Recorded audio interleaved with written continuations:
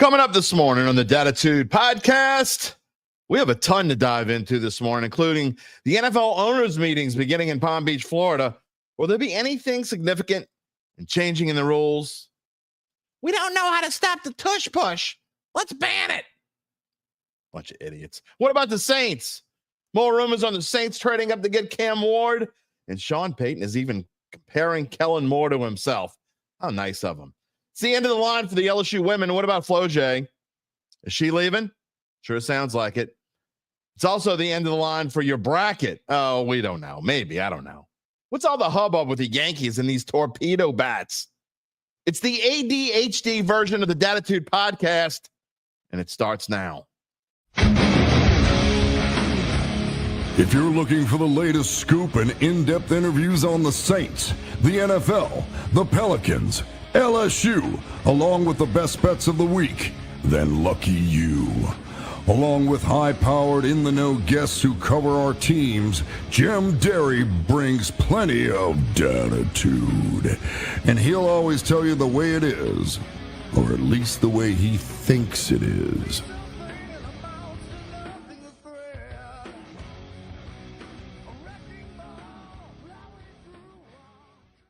Where you at, Dattitude family? You know, we have to start the show with this the day after we find out who's in the Final Four.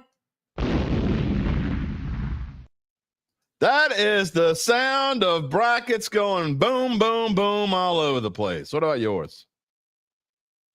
I don't know. It's so weird. It's like, you know, when you get chalk like this, all this chalk going on in the brackets. So many of you still go boom. I'm like, I got ones, I got two. No, doesn't matter. The only one I have a chance with is the one I kind of gave up on. It's my second bracket. I gave up on it like the end of last week, and I'm like, well, okay, well, my number one's got to win. Nope. My number two has Houston as the champ, and kind of surprisingly, hardly anyone else does. So go Cougars. But I have a future on Duke. I don't know. I'm so confused. The only thing that I know is that this is Dattitude, episode number 356, presented by Evangeline Securities for a Monday, March 31st, the final show in March. I am your only April Fool, Jim Derry, 34 and a half years in the sports media scene. I was an April Fool back then, back in 1990. I thank you for being a part of our ever-growing Dattitude family. You know how to be a part of the show. It's Mano E Monday. Even though we're talking about all these different things, we want you to be a part of it. Today is the day where we show our most comments of the week, and I sit here and talk to you, and Gabe comes on, and we talk about whatever comes in our head on Mondays, right? I know it's normally the Saints, but we're going to talk about all kinds of crap today. You can be a part of the show by typing in your comment on YouTube or Facebook. If you haven't already done so, please subscribe to our Dattitude YouTube page and give us a like. It helps the... what do you call it again? The algorithm? I don't know what that means. I'm from the West Bank. Just click on it. I have no idea how it helps. They say it helps. You can get in touch with me on X at Jim Derry Jr. or via email at jderry@theadvocate.com. All right, where are we starting, group? I'll let y'all drive the ship. UBN's first. Good morning, buddy. Go Cubs, go. How about that bullpen, baby? How about that Cubs bullpen? What was it again? Oh, yeah. Gabe, y'all want Ryan Presley back? You're going to have him for free. What a trade, baby. What a trade. Mark Gapsky, good morning. 24 days till the draft. 25 days till the draft, sir. I think. Maybe my Shaw math is wrong. It's April 24th. 1, 2. You're probably right. I think I don't know how to count. Whatever. It's 3 weeks from Thursday. How about that? That I know. Charles Mangus, good morning. Way at Dattitude family. LSU women gave it their best shot. Duke beat Alabama. Yay. I don't know. Christian, Hunter Renfrow not dead yet. Huh? I haven't seen anything about... you talking about the Saints signing Hunter Renfrow? Why would you want him to sign Hunter Renfrow? He's been working in like a real estate agency the last 2 years or something. Gabe, look it up. I don't know. It's something stupid. We don't need Hunter Renfrow. Got enough issues. Kyle Sherman, good morning, Dattitudinals. Oh, Lord. Somebody got to bring up the rat. It's Mark Satanovich. You can't have a Mano E Monday without bringing up the rat. It's about to go round and round on the Who Dat Nation and win us the Super Bowl trophy. Mark, whatever you smoked this weekend, you smoked too much of it. Lay off. Mark Ingram signed a 1-year contract pre-April Fool's joke. Oh, boy. Man, y'all had some fun this weekend. Y'all had more fun than me this weekend, obviously. David Bordelon, GM, JD, and the Dattitudes. Is the season over yet for the Pels? Well, it was officially over like 3 weeks ago, I think. I got to find a way to get – I promised my daughter for Christmas we would go to a Pels game, and I've been putting it off. I guess I can't put it off anymore. I think we got 2 Sunday games left and something else. One of them I can't go – there's one game I can't go to because I got to do play-by-play for a game, so I don't know. In other words, the season's over, but I got to go to one of them because I promised the 9-year-old who loves going to the basketball games that we got to go. Well, Sherman, I had all Elite Eights. Michigan State and Tennessee let me down. You and me both, pal. Go Duke and Florida, then Duke champ. If that happens, I'll win the sports writers pool, but that's like slim pickings of money. I won't win the big pool that I'm in, but I would win if you, I don't know, whatever. Basically, what I want is whoever wins the Duke-Houston game, that's who I'm rooting for in the championship game, which is kind of against what I normally think. So I'm usually rooting for the SEC. Gabe says that, wait, what am I doing here? Oh, okay. Gabe says Hunter Renfrow has a meeting with the Raiders and Panthers to, quote, discuss a return. I'm discussing eating lunch today.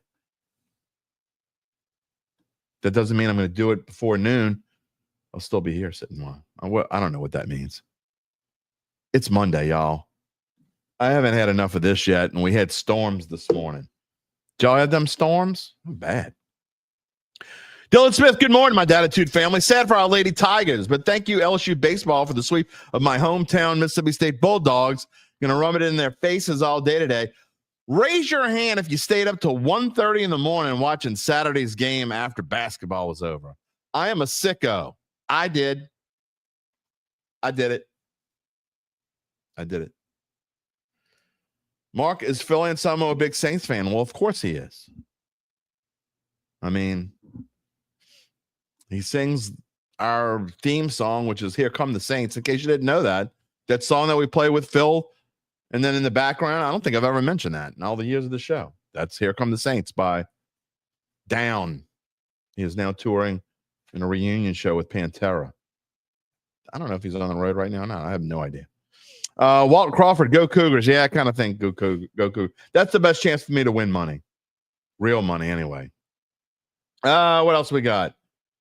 Oh, we're going to get into them torpedo bats in a little bit. All right. I got to get to the ad in a minute. Apathy. What would happen to you media guys if you said I'm not covering that failed Pelicans franchise until they win 52 to 55 games until that irrelevant and failed? Well, first of all, you have to win 52 games to be relevant. Come on, man. It's absurd. It's a little harsh. But that being said, you asked me what would happen. I don't know because it's never going to happen.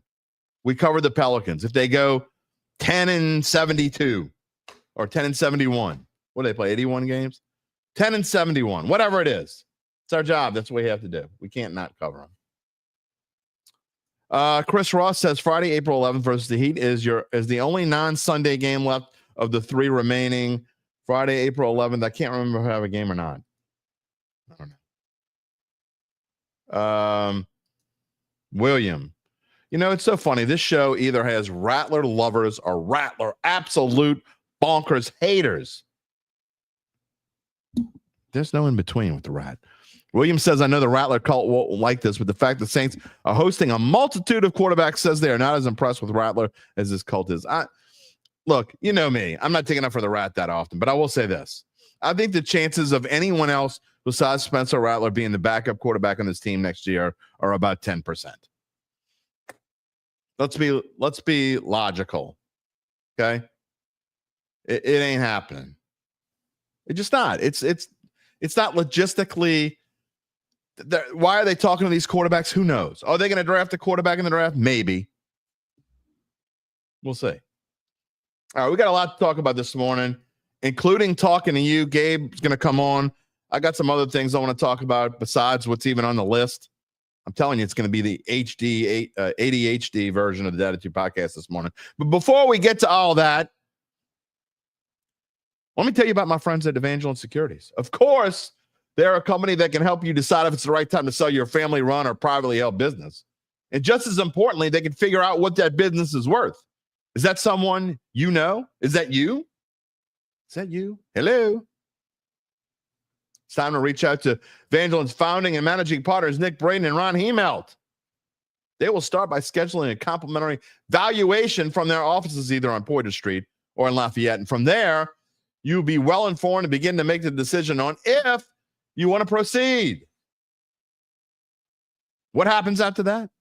Well, we'll fill you in more later in the show. In the meantime, you can check them out at www.evangelinesecurities.com. All right, look. Couple of personal moments. I just got to get this out there. I actually typed this up because I wanted to make sure this doesn't happen very often. Okay. Moment in the Derry house over the weekend. Probably get in trouble for saying this.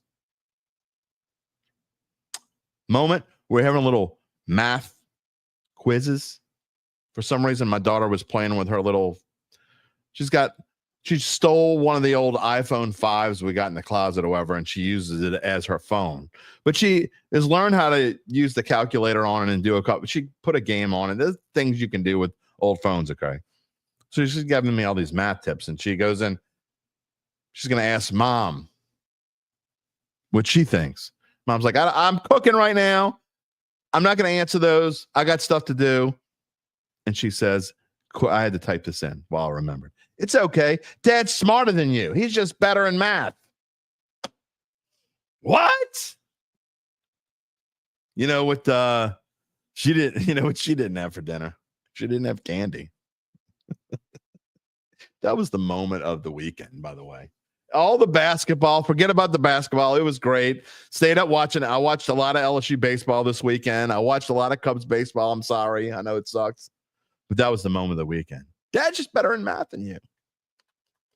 Also, in my old moment, last night, I'm like, okay, I'm actually sick of sports for a little bit. So I'm like scrolling around YouTube. And to show you how, there's this guy on YouTube that I found a few months ago, and every now and then I watch him. His name is Nick Farrell, Forell. And he has a channel that does extremely well. He's got like, I don't know, something like, it's not like viral or anything. He's got like 83,000, I think. I think it's like 83,000 subscribers, okay? And what he does is he's a young dude. I think he's somewhere 30-ish, maybe a little older than 30. But people will send him in, and they do it on Pantheon. I think that's the name of the site, where you pay him to, it's kind of a Discord or a chat or whatever, and you pay him money to get him to do certain things on YouTube. But what he does is he looks at these, he listens to songs or artists that are pretty, I mean, it's hard to believe some of these people that he's never heard of, okay? Like last night, he listened to Karen Carpenter for the first time, the Carpenters. Gabe, have you ever heard of the Carpenters? Shake your head. Oh, my God. Okay. And then he listened to a song by Anne Murray. Have you ever heard of Anne Murray, Gabe? God. Okay. So anyway, have you ever heard of the song We Are the World? Okay. Shakes his head. Yes. That's the only yes I got. So these three things, I don't know why I was watching this, but just to go to show how old I am. So he puts on We Are the World. He had never heard of We Are the World. He like starts crying through it. It's emotionally moving for him. And then he says, when he's talking about We Are, this was put out a really, really long, and he stresses really, says really, really long time ago. It's 40 years ago, really, really a long time. Just goes to show you a perspective. Gabe says no, and he's young. I mean, is that really, really a long time ago? Is that where we are today? kind of hurt my feelings a little bit. Anyway, I really like the guy. I'm not going to stop watching him because he said that, but he does get a little bit over him. Like, I ended up watching about 10 or 12, but it was hard to believe he had never heard of some of these people. And now I'm asking Gabe, he never heard of Karen Carpenter, the Carpenters. I mean, you may not be a fan of Karen Carpenter, but I would imagine that 90% of my viewing audience has heard of Karen Carpenter before. God, I'm old. So we're obviously doing the show a little bit different. So you know what I'm going to get into this morning as I go from my old moment? How about the oldest thing on this show that what is the oldest thing we're going to talk about on this show today?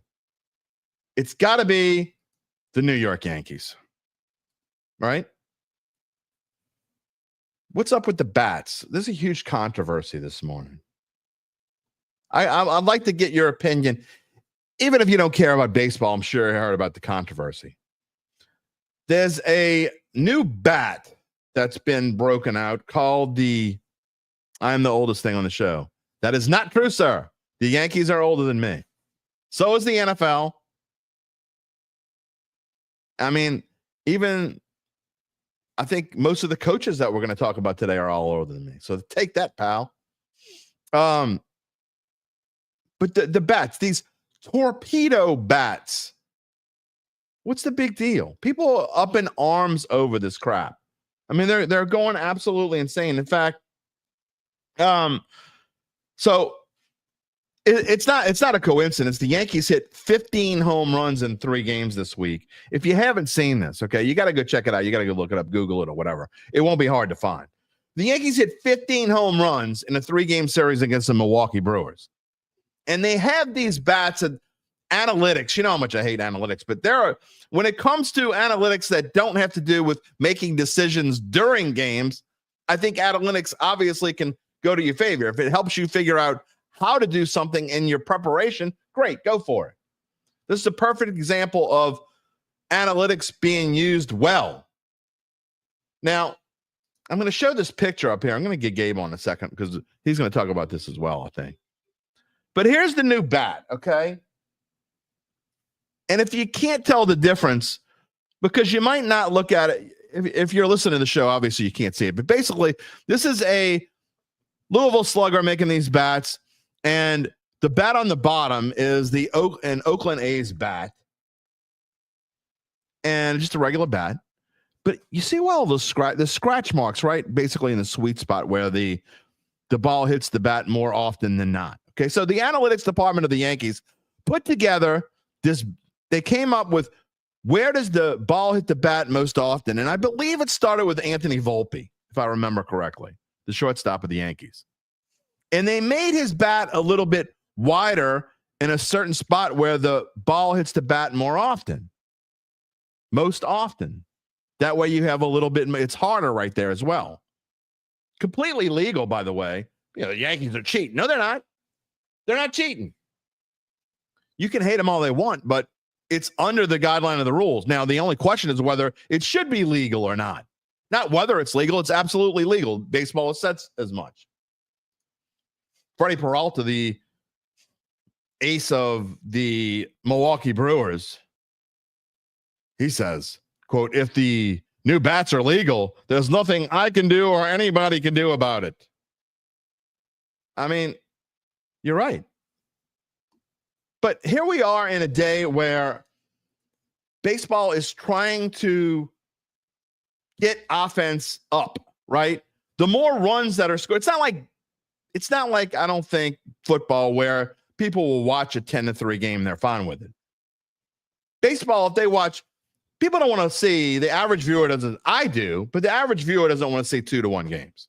Okay. They want offense. In fact, they want offense so much that in my baseball watching this week, I kind of got intrigued a little bit by the Nationals Philly series. So I watched a little bit. John Kruk, and I can't remember who the play-by-play guy is, but they were talking about there was a play. There was an obvious error by the Phillies. I mean, clearly an error. It hit Alec Bohm, moves to his left, hits him in his glove, bounces off, whatever.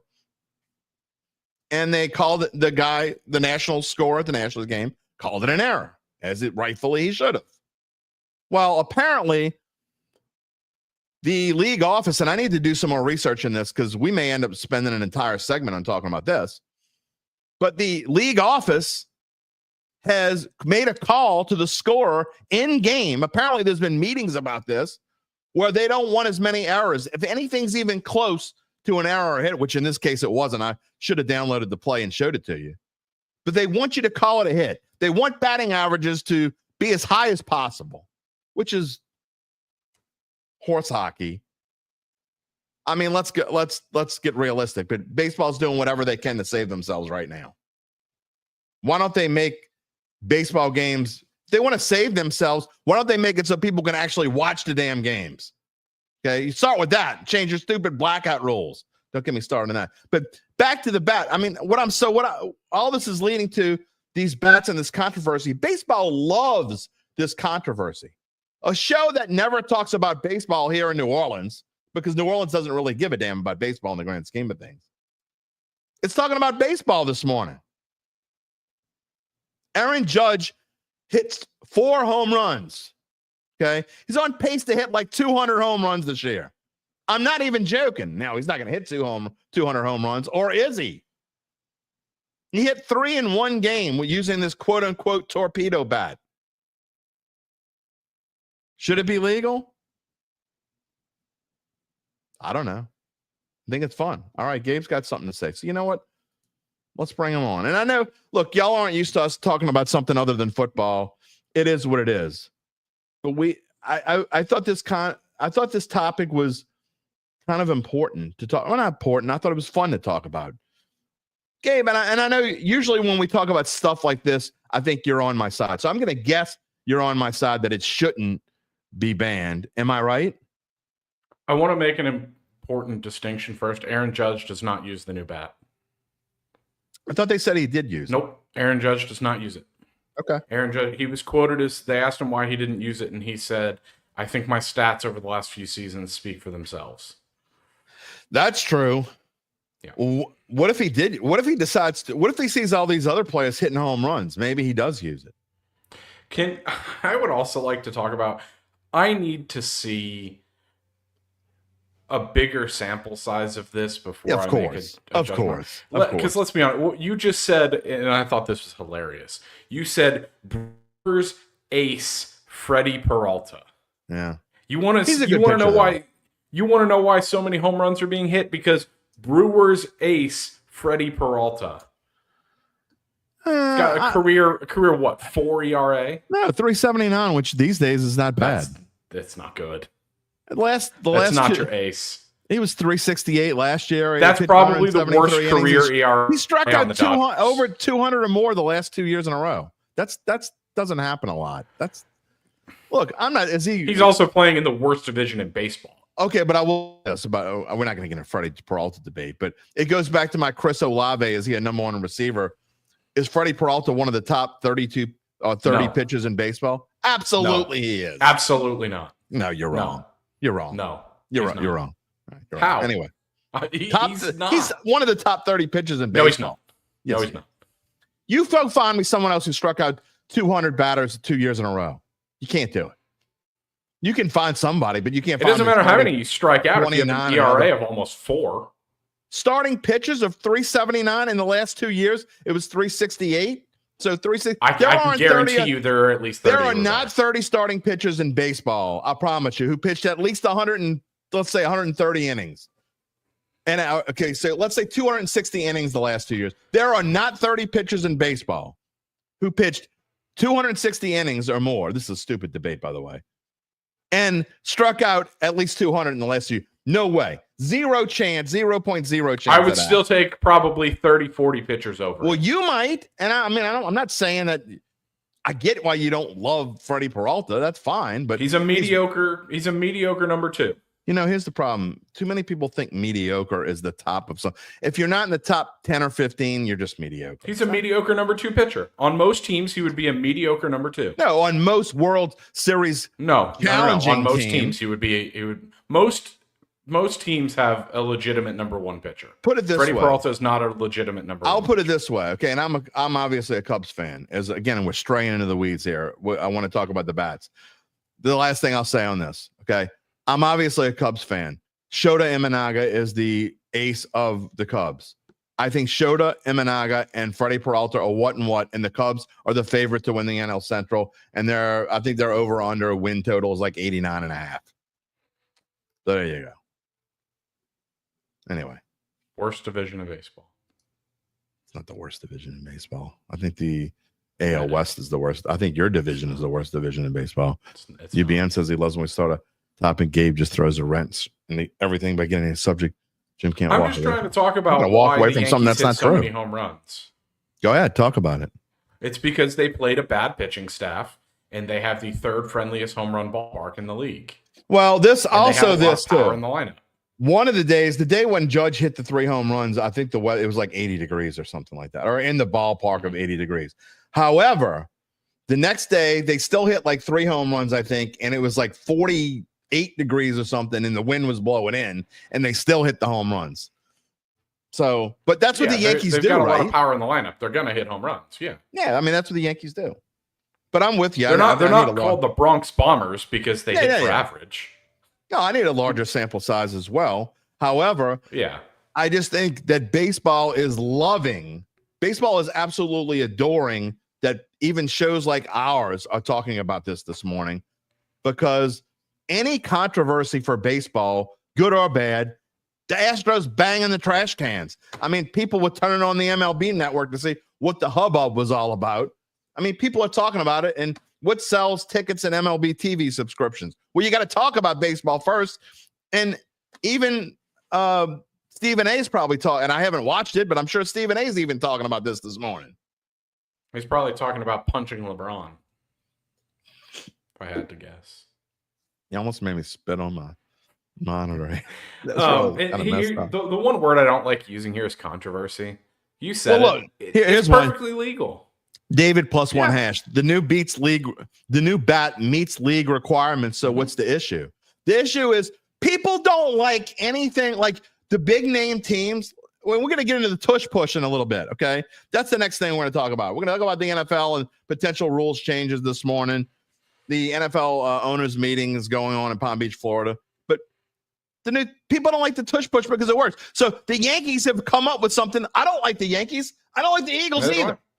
I don't like the Eagles or the Yankees, but they've come up with something that no one else is really doing, and it happens to work. See, you want to ban it just because it works and it isn't your team, or it isn't like the Kansas City Royals or the Pirates or some crappy NFL team doing the tush push? No. And get Sean McDermott. Again, I'm going to get to that more on in a minute too, talking about wants to be proactive on injuries, even though there's no data that suggests tush push. There's literally not been an injury from the tush push. So not one. We're just making stuff up because we don't like it, and people hate the Yankees. So let's make up. That's a bad. Oh, is it? I hate the Yankees. It's like I have no problem with this. Okay, so you've seen The Natural, right? I mean, even though it goes back, Robert Redford. Time. Okay, but you've seen. All right, you're probably whatever. So in The Natural, Robert Redford is, the superstar from the 30s or whatever, and comes back as a 36-year-old rookie, basically.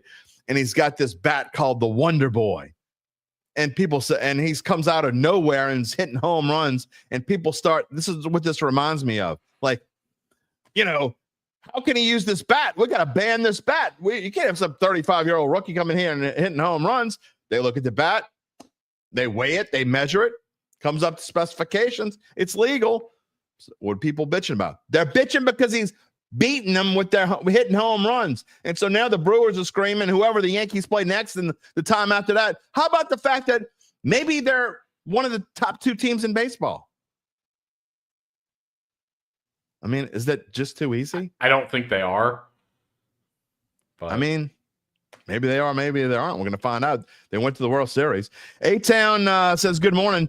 Do I think these new bats will make someone break the Mark McGwire and Sammy Sosa home run record of years past? Well, the home run record is actually, isn't it owned by Barry Bonds? The all-time record. Yeah, I don't know about a season. I thought he had more than McGwire. Home run record in a season. I could have swore it was Barry Bonds. It is 73. Yeah. So the record is owned by Barry Bonds because, McGwire hit 70. Sosa hit 66 in 1998. 98 or 99. Anyway, who cares if it does? I don't like the Yankees, but I like Aaron Judge. I think he's awesome. I thought his quote was awesome on why he doesn't use it. I thought that was really cool. He's not wrong either. He's the best hitter in baseball right now. Yeah. Can't really. Kyle Sherman likes The Natural. Charles Mangus, best baseball movie is The Rookie with Dennis Quaid. Yeah. Jay Tucker the best Rafferty. baseball movie is Major League. There's no question. There's zero question that Major League is the best baseball Speaking movie. of, did you see the closest thing that we've seen to Major League in real life over the weekend? Did you see the White Sox tarp? No. Oh my goodness. They had a tarp. I don't know if it wasn't big enough. I don't know if they just couldn't, the tarp crew couldn't get it out in time. Their tarp only covered half the infield. Their tarp only covered half the infield, so they had to get a bunch of smaller tarps to put over the dirt in the infield. Wow. I did not see that. It's the closest thing I've seen to Major League in real life in a while. All right. Well, we may or may not come back to this. I just wanted to throw this out there, and I know you had something to say about it, but I mean, I'm going to show this picture one more time. It's not even that big of a difference. I mean, people are making that big of a deal. If you look, I mean, it's a difference, but I mean, because somebody was smart enough to make a bat that's like a little wider where it hits the sweet spot. Well, you know what I want to know? That just means you're smart. Why did it take them so long to come up with this? Why does it take them so long to come up with anybody? Because I'm just thinking, I mean, anything. I can't speak to everyone in the comments. I played baseball for over 10 years. I played up until high school. So I know more about baseball than I do a lot of other sports. And that's always been the sweet spot of the bat. If that's in the rules, why has that never been considered before? Why is it taking, why did it take the NFL 75 years to come up with a play that was probably run back in 1912? Who the hell knows? Or whatever, however long ago. UBN says Major League and Bull Durham are the two best baseball movies. Close third is A Field of Dreams. I think the original Bad News Bears is up there. Oh, that's up there for sure. The original Bad News Bears. I think I did a top 5 Shut a up, while Kelly. ago. I did a top 5 a while ago. That would be a good, yeah. When I was in high school, I wrote for Fansided. That was one of my first articles. Okay. And I think, if I recall correctly, my rankings were Major League, Bad News Bears, 42. I can't argue with that. 42? Moneyball. Okay, 42 is pretty good. I didn't even thought about 42. For obligatory reasons. You're killing me, Smalls. I don't. The Sandlot, I think, is one of the most overrated sports movies. Yeah, but it's got the best line. You're killing me, Smalls. I mean, I use that in everyday life all the time. I don't know. Like, constantly. I use "you killing me, Smalls" to my kids. At least my kids don't know what the hell the Sandlot is, but they know what "you're killing me, Smalls" is. I think Bad News Bears has some better quotes. Yeah. That's just me. You know, there's too many people don't even know. I like the fact that you're going old school on me with the original Bad News Bears. Walter Matthau. Fantastic movie. It is a fantastic movie. I haven't seen. Maybe I'll go put that on the list. I haven't watched that in a long time. Lucas is kind of an a-hole, you know. UBN says the Sandlot doesn't have enough baseball. Yes, it does. The Sandlot is a great introduction to sports movies. Yeah, I could get my kids to be interested in the Sandlot. I don't think I could get them to be interested in Major League. Half the movie is chasing the dog. So what? I mean, you're right, but okay. Fun fact: Walter Matthau was tremendous. Rated R movie I ever saw. Really? First rated R movie I ever saw. My dad brought it home for me one day. I'll age myself here for anyone who is younger than. I doubt anyone in the comments is younger than me, but if anyone is. My dad brought me home Major League from Blockbuster when I was a kid. He didn't know it was rated R. I skipped the entire day I skipped my classes in the morning. I was in college. I skipped my classes in the morning and I skipped work in the afternoon because Major League was coming out and I went to the theater. I think it was like a 1 p.m. movie. I don't know. Kyle Sherman remembers Brubaker. See, we do have an old crowd here because I guarantee you most people don't remember Brubaker. That was my first R movie. Willie Mays Hayes. Who gives a shit? It's gone. All right. Speaking of being gone, I'll talk to you in a little bit when we revive the man versus machine segment at the end of the show. Let's just say it's been a rough patch for you and the machine. Hey, I won one. We'll see you in a minute. All right. Time to move on. We spent 35 minutes in this show. I haven't even talked about football yet. Wow. All right, we're gonna touch on the Saints, but this is I know that y'all come here to talk Saints. We'll spend a few minutes on the Saints. There's really nothing new. Okay, I'm not gonna force something. Okay, it's not a Saints show. I know a lot of you think it's a Saints show, but this show was originally supposed to be about a lot of stuff, and it ended up being like 75 to 80% Saints. It is what it is. UBN's right. Yells too high every fly ball. Every puck that goes out of the park, you got to say, too high. Who gives a shit? It's gone. You got to say it. I told you we're going to be all over the place. All right. Here's our Saints segment of the day. Again, because this is where we are right now with Saints. Okay.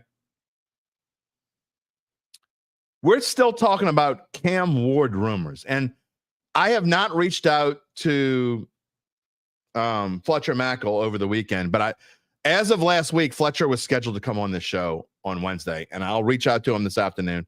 I hope that he is, because I want to have the whole show diatribe on his trade proposal. Okay, I got to go back and find it, but it goes a little something like this.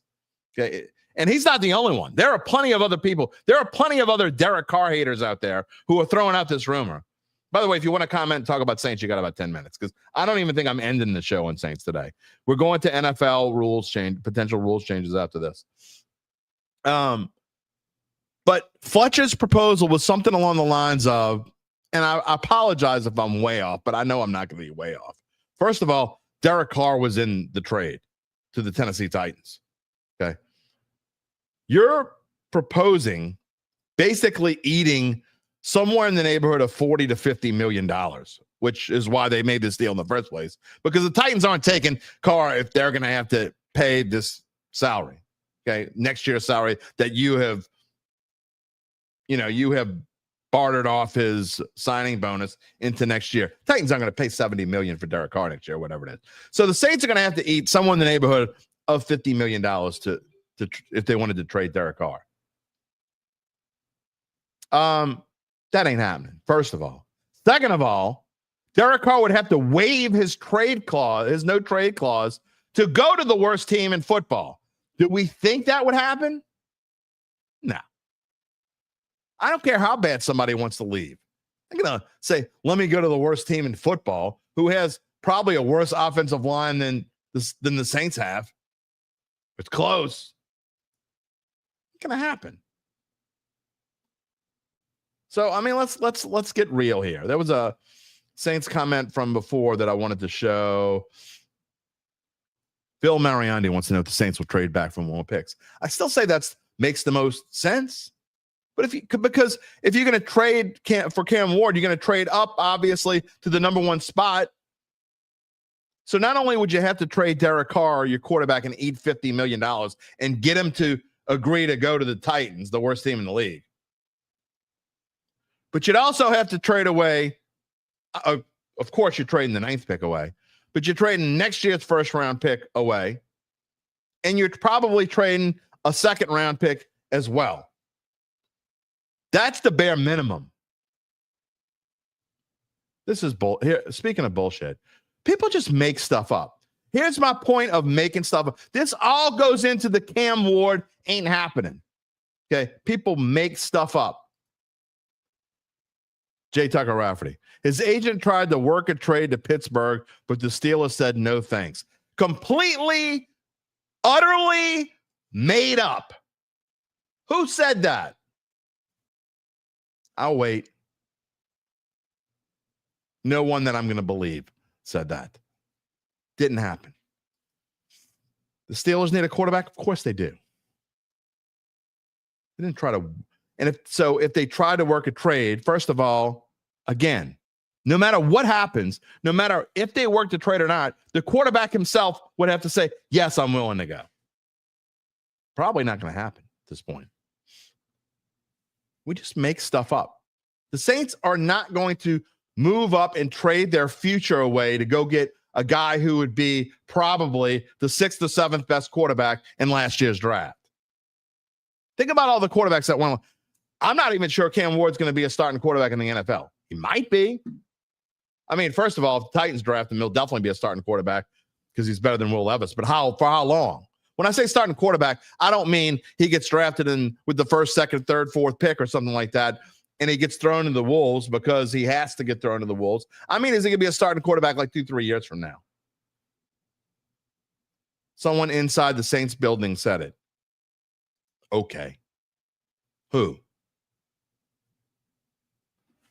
UBN says, my cousin's best friend's brothers heard it from that guy on Twitter. Yep. Kyle, look what happened to Carolina to trade to get Bryce Harper. Jesus, Bryce Young. We just talk about baseball. See what happens when you get old? Talk about baseball for 15 minutes and you say the name Bryce and you just say Bryce Harper. Just saying, we don't have anything else to do. It's the reason why I'm not going to spend an entire show talking about the Saints today. We've been talking about it for 2 weeks since I came back from vacation. We're going to talk about it the rest of this week. The draft's in 3 weeks, so we're going to be talking about it for the most part for the next 3 weeks. You can say whatever you want. There isn't a single report out there that I've seen that's credible that said that Derek Carr was going anywhere. But yet our people are even talking about it now. Luke Johnson wrote a story that was put on our site 4 hours ago on NOLA.com/sports/Saints. He says, and this is quoting from the story, the Saints appear to be sitting out this year's quarterback class, unless, of course, they aren't. Again, I'm quoting from the story. Outside of Kellen Moore's non-committal introductory press conference, the Saints have pretty consistently stood behind Carr as their best chance at winning right now. But Carr's first 2 seasons with New Orleans, both have been followed with questions about whether New Orleans would stick with him, which at a bare minimum has raised fair questions about the organization's future at the most important position. Carr has 2 more seasons left on his contract. He is set to count a whopping $69.2 million against the team's 2026 salary cap, thanks to previous restructures. You want to bet that they restructure again next year? It's going to happen. Behind him, we all know there's Spencer Rattler, and there's Jake Haener. Is it possible the Saints draft a quarterback again in this draft? It's possible. I doubt it. Should they? Why? Look, I know that y'all think that I hate Spencer Rattler. I do not. Okay. I think he's fine as a backup quarterback. Okay. At least right now. I don't think long term is he fine as a backup quarterback? I don't know. He's not a starting quarterback. However, I'm certainly okay with the Saints not making a single move at quarterback right now. Keep Rattler back there. Ditch Haener if you want to go get somebody at the bottom of the draft and just for the hell of it and ditch Haener. Fine, whatever. You're not going to ever use Haener for anything. You might as well get rid of him. So Carr 1, Rattler 2, some free agent that makes $1 million a year or whatever, 3 or whatever. Fine. You're not going to trade up to get Cam Ward. You're not going to mortgage the future of this football team to go get a Cam Ward when not all the quarterbacks, but there are probably 3, 4. How many quarterbacks you think, Gabe, are next year's draft in the 2026 draft that are let's take Cam Ward out of it. Well, you don't have to mortgage your future. How many quarterbacks in the 2026 draft are better than Shedeur Sanders? 3, 4? Cam Ward's better than 1? Gabe's saying 1? No. More than 1. Type it in.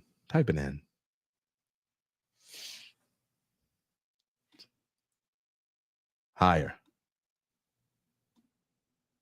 Okay. Just saying. Let's be realistic. This is a show about realism. Charles wants to ditch Hainer and the Rat. Start with 2 backups. Why? There's no reason to. There's no reason to. Look, if Derek Carr gets hurt, I'll go to this. Things that aren't happening. And let's use common sense. Even, look, again, I know people who love Rat think I hate Rat. And people who hate Rat think I'm with them and hate Rat. I don't hate the Rat. Again, I think he's fine as a backup quarterback, at least for now. There's no reason to go make any moves. Anybody you go get in the draft that's lower than the 3rd or 4th round, you got so much to do. Drafting a quarterback is not among your needs right now. You don't waste a top 4 draft pick on a quarterback, and you got so many priorities, you're probably not going to go spend money in free agency. The point is, if Derek Carr gets hurt, you're screwed anyway. So don't waste any time on a quarterback or money, in my opinion. I don't care if their futures or not. You don't, whatever. I've been wrong before. Point is, you're not going to get Cam Ward. And you're probably not going to draft a quarterback before the 4th round, and you're not going to spend more than $2 million on a backup quarterback. You might as well stick with the Rat. Other Saints news before we move on this morning. Also a headline on NOLA.com/sports/Saints. Story from Matthew Paris, who is in Palm Beach, Florida. Sean Payton does see similarities between himself and Kellen Moore. Of course he does. He says Sean Payton says Mickey, quote, might have a type when hiring coaches, and compares Kellen Moore to himself.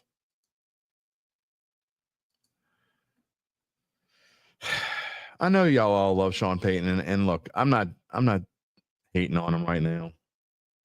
But one of the major, and I get it. The 32 NFL coaches, 28 of them probably have egos the size of my studio. There's things that Sean Payton says sometimes that just kind of like irk my nerves a little bit. When he says stuff like this, and look, he's mellowed. I got to talk to him for a few minutes after the Broncos game. Of course, he beat the crap out of his old team, so he was in a good mood, whatever. It's not like, I'm not like Duncan. I don't have him in my phone and text him randomly. He seems to be a little different person than he was even 10 years ago, and when he was telling Kat to go write a blog about it. Whatever. But when you say stuff comparing someone else to yourself, it's kind of like, how big is your head to do that? I don't know. He probably doesn't. Whenever you read something, it never comes across the same way as if someone says it to you. I mean, he does say, Sean Payton says, quote, we're all to some degree as new coaches considered unknowns. Generally, you're going somewhere. If you're going somewhere, it's broken and you got to fix it quick. And I think Kellen has that calmness about him, which Payton didn't really have. I think there's a uniqueness to that city that maybe is not for everyone, but I think he'll do well there. You can have impossible jobs or good jobs, and I think in this case, he's got a good job.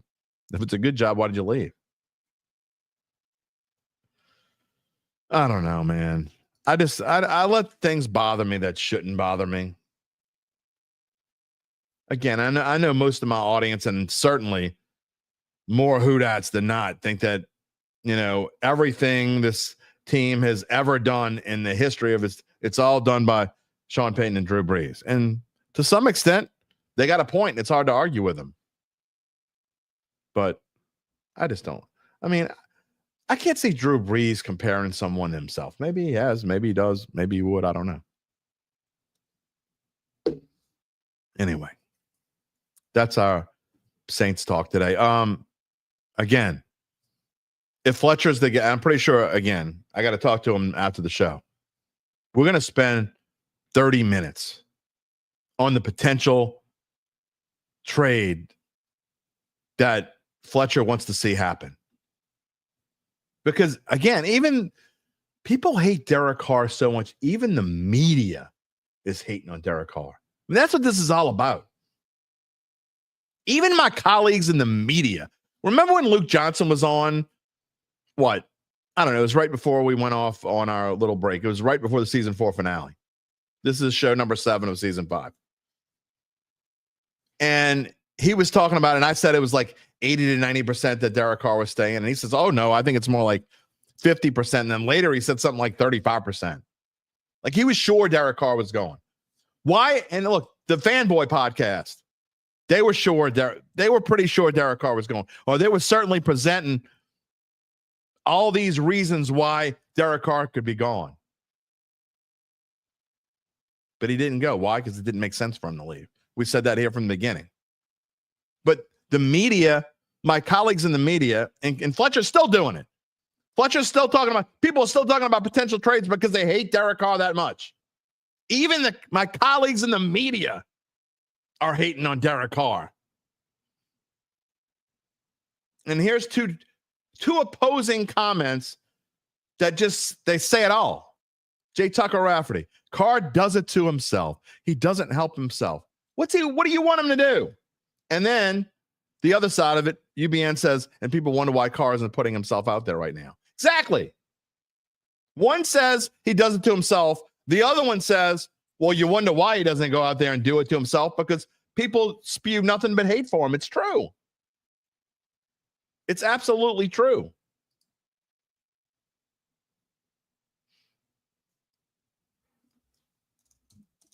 Anyway, Gabe's going to have a comment on Carr, but we're gonna save that because I made a double duplicate slide of everything except for Saints. I didn't think you would want to talk about Saints. I didn't make one of that. Anyway, so that's what we'll talk about on. And I want to ask him. I'm going to straight up ask him. And what is your deal? Why do you just dislike Carr that much? He'll say, as most people do, they will say, "Oh, I don't hate him. I don't dislike him." Yeah, you hate him. It's all right to say. I don't have a slide for you, but I'll bring you on, Gabe. I know he's got something to say real quick. Go ahead. Can we just take a step back with the Carr hate?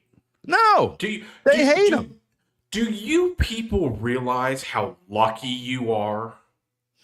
They don't. Oh, man, numbers are going to go straight down. This dude's taking out for Derek Carr. I am. Because Derek Carr would be the best quarterback in my franchise's history. That's true. Charles, shut up. I love you, Charles. But I'm going to be disrespectful for a second. Shut up. One step Derek Carr above is one his step brother. above David Carr. Crazy. Hold on. I'm going to do this on the air live. Go ahead. You can talk. I've watched David Carr play for years. David Carr has thrown for, in his career, 59.7 completion rate, 0.597 completion ratio, 65 touchdowns to 71 interceptions. And he threw for a little over 14,000 yards. Okay. Let's go to Derek Carr. Well, you Derek do that. Carr, I will show. You know, Derek Carr has thrown for 41,000 yards, which is, in my limited Shaw math skills, tells me that is just shy of 3 times the amount of yards.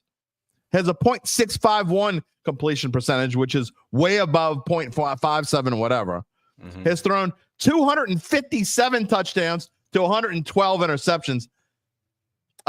Charles, my friend, Derek Carr and David Carr. David Carr's not a speck on his brother's ass. Okay? There you go. It's not even close. It's not even kind of close. Charles, would I take Derek Carr on the Texans? No, because the Texans, for the first time, have a quarterback who I believe will surpass Derek Carr in career achievements. But over the other... Over the other 21 seasons of my franchise's history, yes. I would take this version of Derek Carr over... Let me just quickly read off. David Carr, 2002 to 2006. Matt Schaub, 07 to 13. 2014, Fitzpatrick. 15, Hoyer. 16, Osweiler. 17, Tom Savage. 18 to 20, Deshaun Watson. 21-22, Davis Mills. So if you guys are so miserable with Derek Carr, just take a step back and look at how other franchises. No. Here's the problem. Okay? That's what annoys me. He's not Drew Brees. Drew Brees is gone. He's never coming back. Steve McNair. That's the Oilers. He never played for the Texans, right? No, he didn't. Yeah, I don't think so. Played for the Oilers. Completely different franchise. They're in Tennessee now. Sage Rosenfels. Sage Rosen. Besides Drew Brees, who is the second best quarterback in Saints history? Bobby Hebert? Maybe. I don't know. Archie Manning? Maybe. I know this. Derek Carr is absolutely, without question already, and he's only played here for 2 years, is in the top 5. Jay's not wrong. But you know what? Jay Tucker Rafferty, Deshaun was the best you had before he stopped getting his massages. But you know what? Derek Carr is better than Deshaun Watson. Yeah. All right, look, I am going to bring you back for one more segment before Man versus Machine, and there's a reason, and I don't want to tell you what it is. I want to just say something, throw it out there, and then I'm sure you can give me the reason for what I'm. Anyway, I'm bringing you back during the NCAA segment, and that's coming up in a few minutes. Okay, sounds good. All right, I'm about to move on. Aaron Brooks beats Bobby Hebert. I mean, you can make it. I don't think so, Jay, but you could definitely make an argument that Aaron Brooks beats Bobby Hebert. One thing for sure, Aaron Brooks won a playoff game. Bobby Hebert did not. So you can make an argument that that's the case. Again, I would put Bobby Hebert ahead of Aaron Brooks, but I could see why someone else would. Also, well, I mean, Aaron Brooks played here for what? 2000. Yeah, he played for 6 or 7 seasons. So maybe, I don't know. That's a good one. All right. We're moving on to the NFL. Okay. NFL owners meetings are this morning. Let me see. And can you monitor, Gabe? Can you monitor what's going on, if there's anything going on in the owners meetings while we're on the air here? I probably shouldn't try to call this up. Might slow down my computer, but let me turn this off here. All right, we're going to talk about some rules and get your thoughts and obviously the first one we want to talk about is the Tush Push. Green Bay has proposed that the Tush Push being banned. Now, I'm going to bring back for just a second the bats thing. You cannot be for banning the Yankees bats and not banning the Tush Push and vice versa. If you're for not banning the Tush Push, you can't be for not banning whatever. You know what I mean? It's the same kind of thing. And I don't understand this whole Tush Push ban thing. Okay, I know I'm old school, so I should be against banning the Tush Push. But why do we hate it so much? Because it works? You know? All of a sudden, there is momentum that is gathering behind the scenes, according to the quote-unquote experts. Now, you have to have 24 votes. So 24 out of 32 teams would have to vote to ban the Tush Push to get it banned. Why would you ban it, is my question. Because you can't stop it?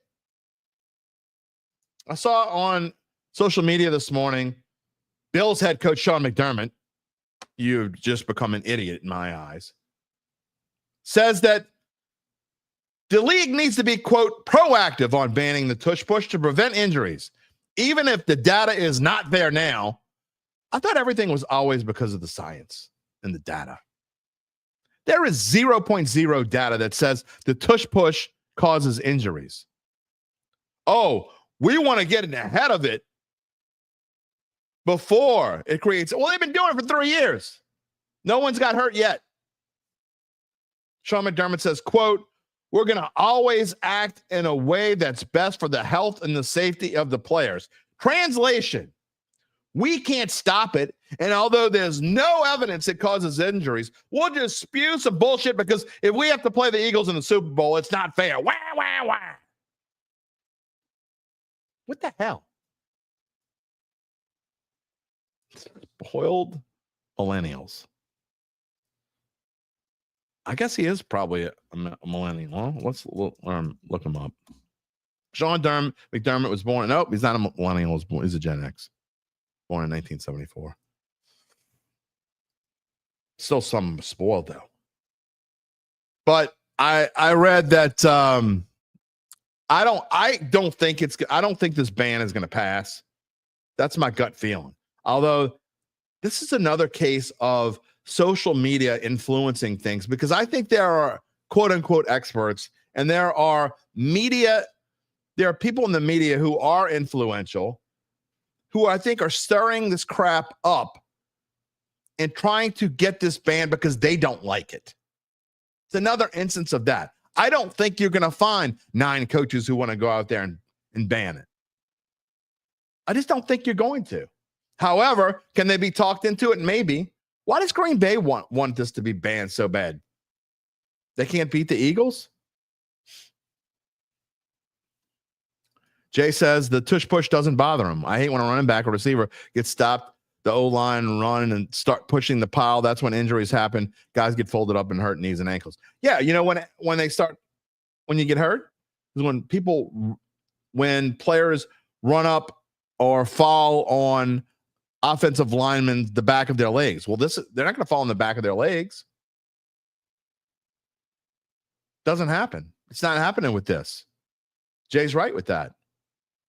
Apathy says, you know what's get it better for the players? Getting rid of Thursday night football and taking those games and making a Monday night football doubleheader. Of course, they'll never do it because that's smart. Well, I don't like the Monday night football doubleheader part. They're never going to get rid of Thursday night football. It makes them too much money.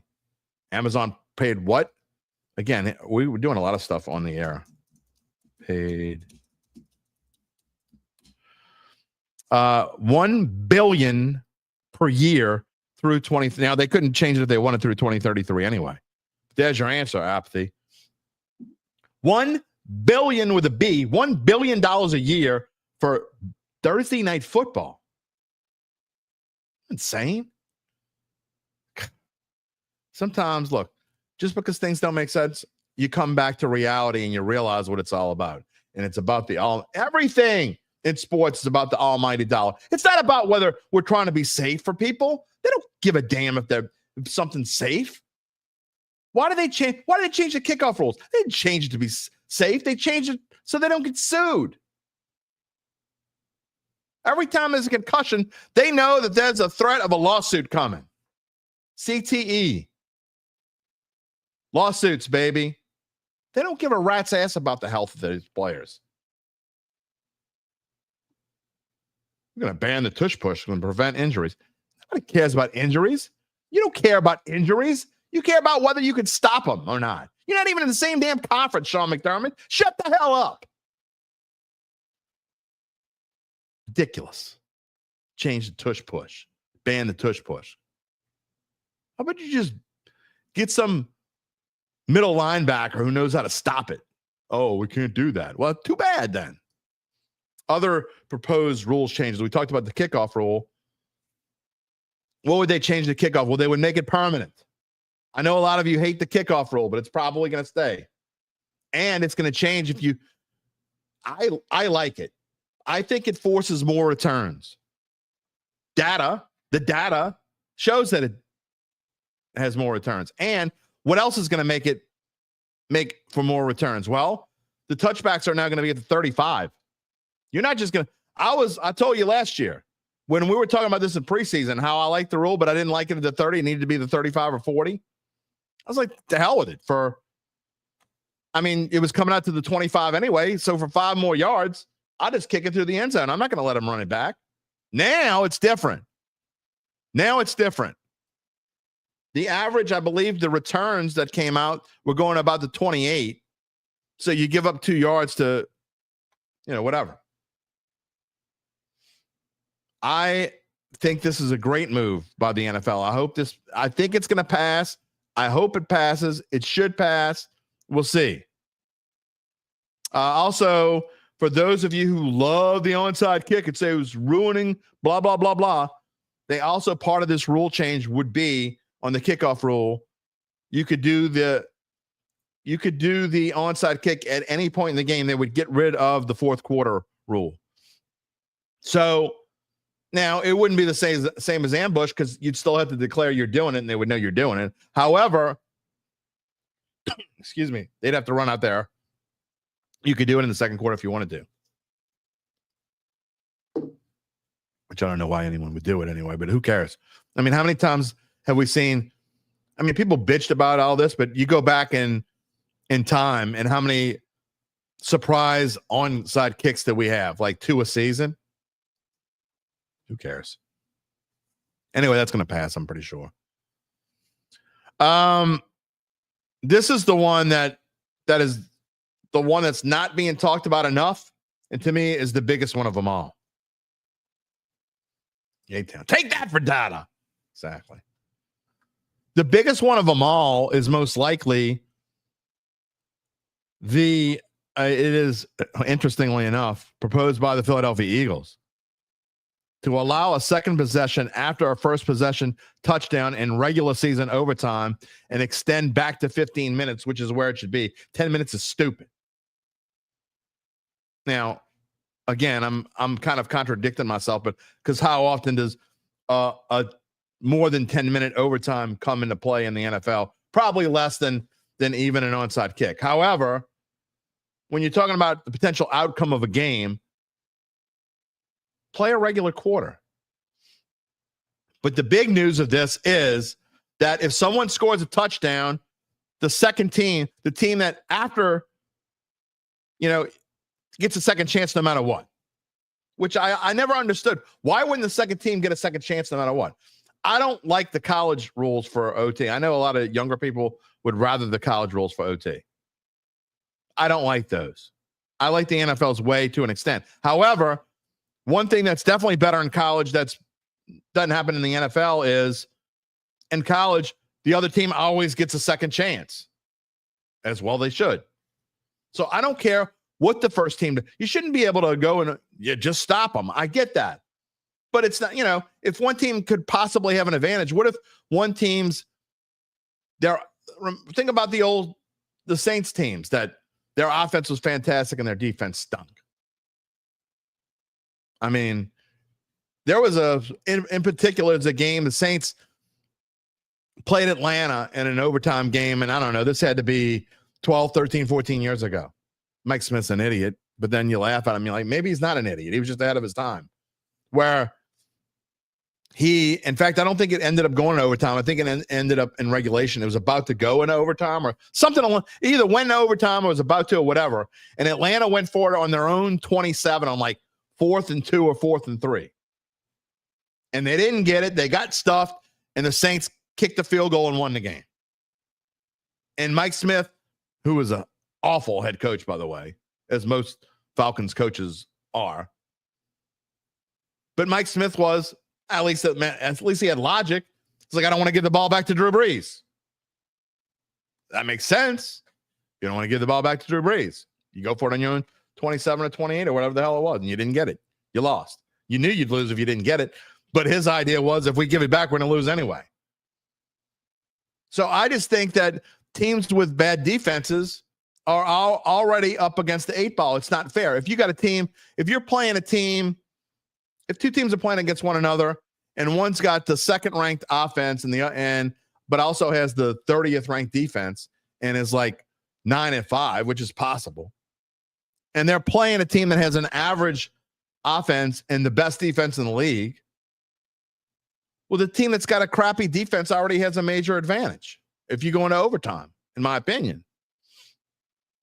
That's why I think no matter what a team does in overtime, the other team ought to get a chance to do the same thing. Now, if this passes, and I think there's a good chance it will, if it passes, one thing I'm going to be interested in is if you score a touchdown in overtime, would you go for 2? Would you force the other team? It's all kinds of nuances they're going to. If this passes, there are all sorts of things that will come into play here. Looking forward to see what happens. 2 other potential changes: expand replay assist and picking up 15-yard fouls and other small changes. Okay. I'm probably against that in the grand scheme of things. The reason why I would be against it is because I think you can lean on that too much and you're going to end up prolonging games too long. I don't know. We'll see.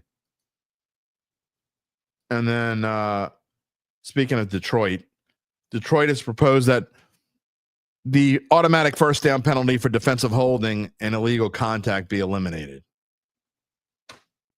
I'm against that. I mean,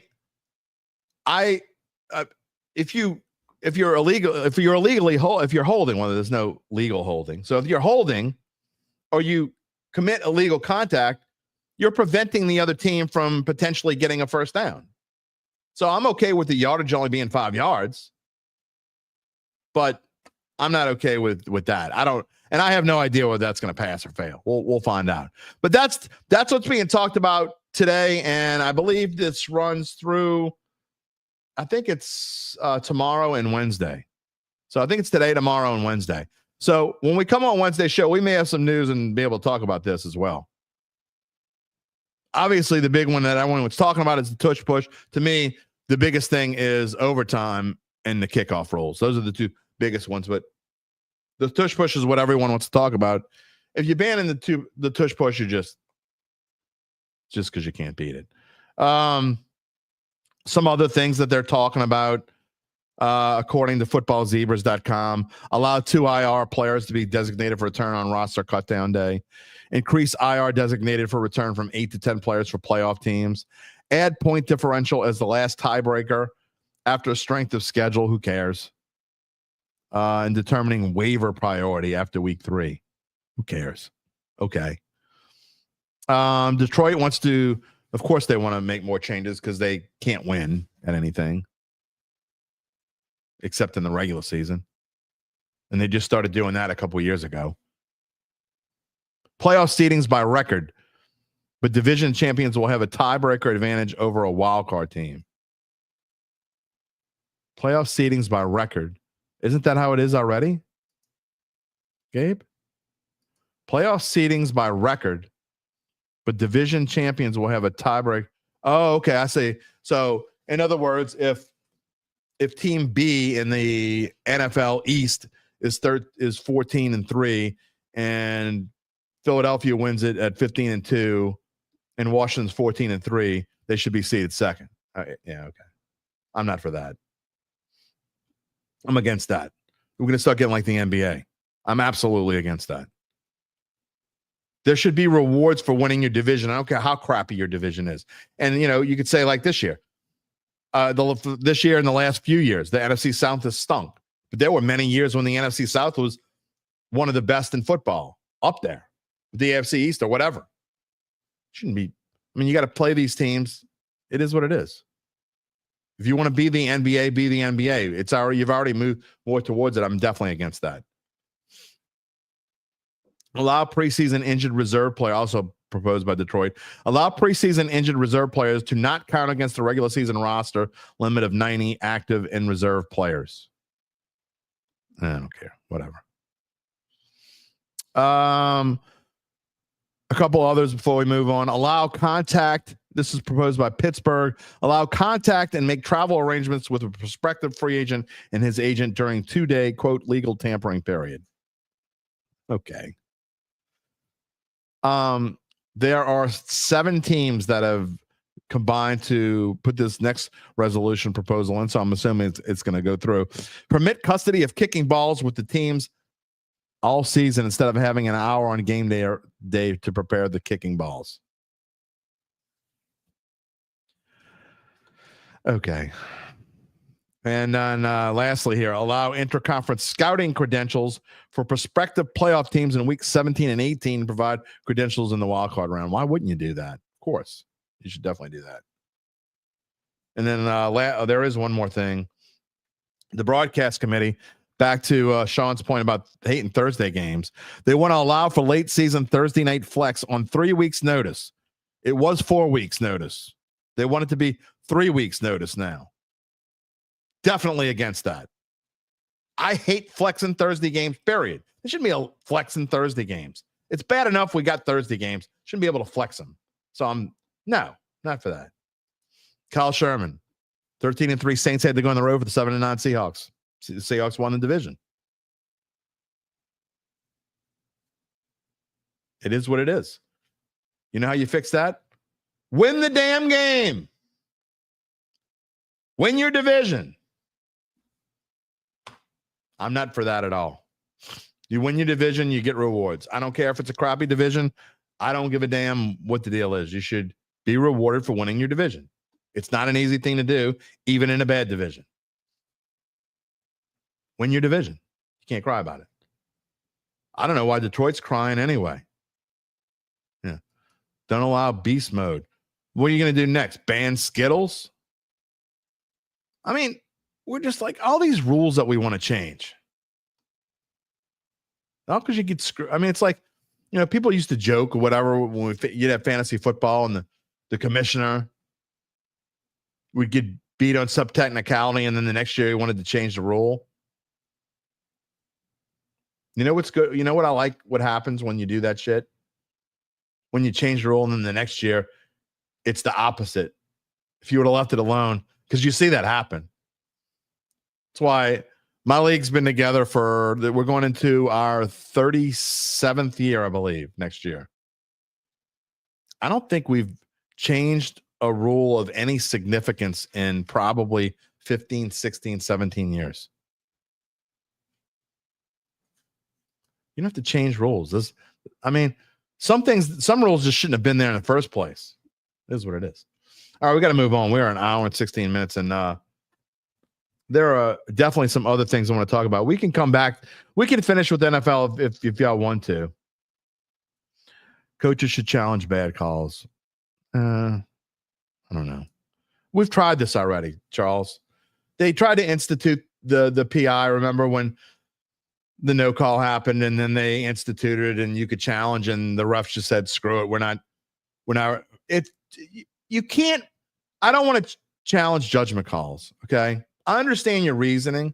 They're not going to change them. They don't want to make their refs look bad. It would have to be egregious. It's going to be the same thing as when they had the PI. All it's going to do is extend games, frustrate fans, piss them off, and then they're not going to change them. And you're going to say what I said. Why do they even have the rule if they're not going to? Why do they even have replay if they're not going to change them? Because they're not going to change them. I don't like judgment calls to be in there. There is one thing that I would like to change the replays, though. Here's the one thing that I do not like about replay. I hate that if you can't decide, it's got to be 100% sure to overturn a rule. Why? If something looks pretty clear and obvious, but it's not 100, you're not 100% sure. Why do you have to just go with whatever it is on the field? I never understood that. Just go whatever it is on the field. Unless you're 100%. Why? If it looks like the ball touched the goal line, more likely than not, the ball touched the goal line, but because the ref said it didn't, I never understood that. That I would change. I would say when you go to replay, you could change whatever. It doesn't make a difference what it was called in the field. Why should it matter what it was called in the field? That doesn't make any sense to me at all. And like Gabe and I have been talking about it for years, put a goddamn chip in the ball. That'll solve a lot of problems. We can do it in tennis. We can do it in soccer. We can do it in all kinds of sports. We shouldn't have first down measurements. They do it in the UFL, for crying out loud.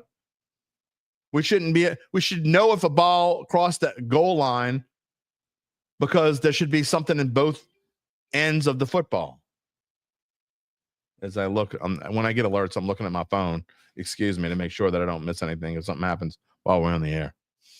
Anyway, so those are the rules proposals. We'll talk about them more again Wednesday. That'll be a big part of the show, I'm sure, as something will happen probably on the Tush Push before we go on the air. I would imagine they'll start voting on that today. UBN, tennis is the best. You don't care about tennis. Sean says, why can't they just add a sky judge to make sure they get calls right? I don't know. Good question. Good question. Have a drone flying up there right above. I mean, they got a drone anyway. Why don't they have a drone like right above the goal line when you got plays that are that close? I don't know. Good question. They should. Anywho, moving on. It's the end of the line for the LSU women. I'm not going to spend a ton of time on this morning. I don't think the game was very intriguing. At no point did I really feel like I watched most of it. I watched almost the whole second half. At no point did I think LSU was going to win. So this team just never really had that oomph. There really wasn't any point, no matter how good they were, no matter how they started on a hot streak. Floget's amazing. Anissa Morrow's amazing. Anissa Morrow's definitely gone. Is Floget gone? If you listen to Kim Mulkey and the way she was talking, it sure sounds like she thinks Floget's gone. But what's the deal? I mean, can't they get enough money in NIL that Floget would make as much money or close to it coming back for a senior year than she would in the WNBA? Seems to me they could. But if you just listen to, let's see if I can find them real quick. Again, trying to do stuff live on the air usually doesn't go well. And then Kim Mulkey, how many Final Fours did you play in? An asshole.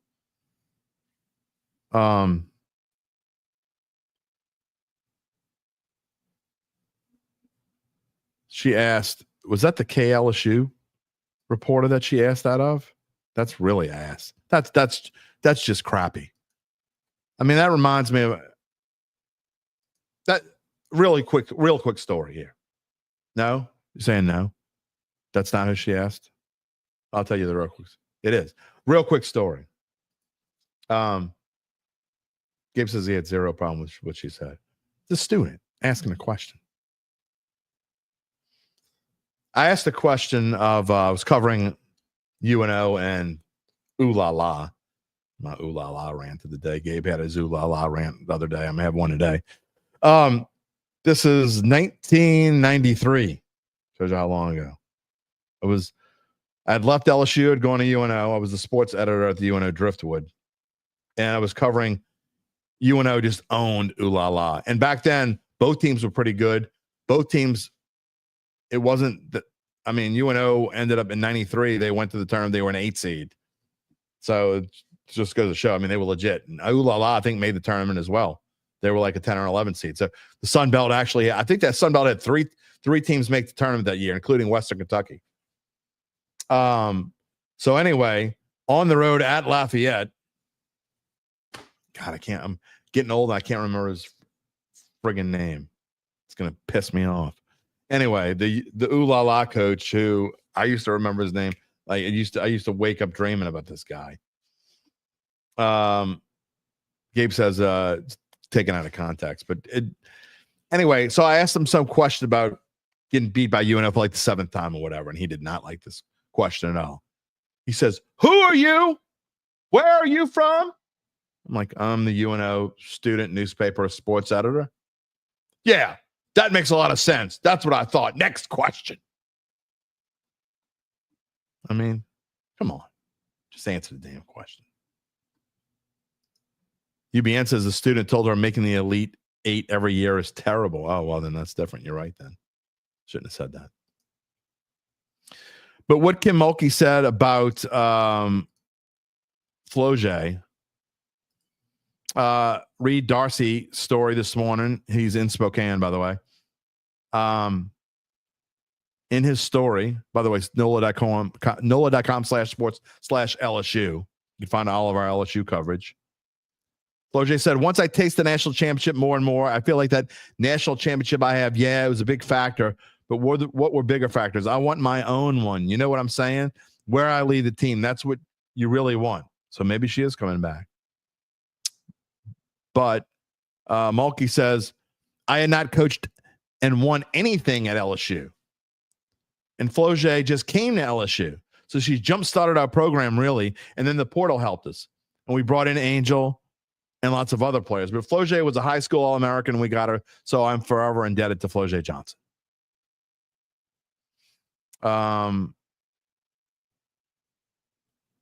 And this doesn't really have, there was a quote on social media from Kim Mulkey that basically made it sound like she thought Flau'jae was leaving. Now, if she does leave, I mean, LSU is always going to be stacked going forward. Are they going to be stacked like the days of UConn? No. Are they going to be stacked like South Carolina stacked now? No. Although South Carolina almost lost to Duke yesterday. That would have been sweet. I don't know why I root against South Carolina. I don't know. I think their attitude. I'm an old fart. I know. Get off my lawn. But LSU is always going to have a good team going forward, at least as long as Kim Mulkey's there, that's for sure. So we'll see. But they lost yesterday to a better team. You got to feel good for UCLA in a way. Their first Final Four ever. Hakeem, what's going on? Good morning. So LSU's out. Are they a Final Four material if Flau'jae comes back? Yeah. But we'll have to see and navigate the women's tournament waters next year. Look, you make the Elite Eight, you're good. I mean, it's not, of course, you don't want to finish in the Elite Eight, but you were the 3 seed. You lost to the top seed. Again, they were a better team than you. They were certainly better on the interior. You just couldn't stop it. It is what it is. Real quickly on the NCAA bracket, and this is, I'm going to bring Gabe back on in a second. I got a question for him. 1 is not the loneliest number. You know the song, 1 is the loneliest number that you'll ever do.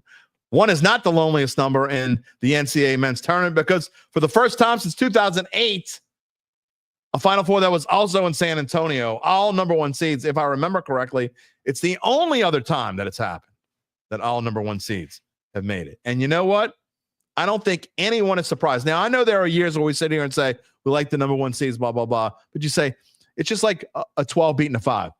It's not going to happen somewhere. Well, I think we sat here. If you go back and look at shows when the brackets came out, I don't think any of us would have been shocked if we said this year all the number 1's going to make it. No one's shocked. In fact, I'm kind of pissed at myself. I'm really mad at myself that I didn't take Auburn over Michigan State. I let Gabe's analysis get in my head. It was good analysis. I'm not going to bitch. I'm just kind of joking. But the analysis made sense. But Auburn was just that damn good. Now, what'll happen when they play the Final Four? We'll see.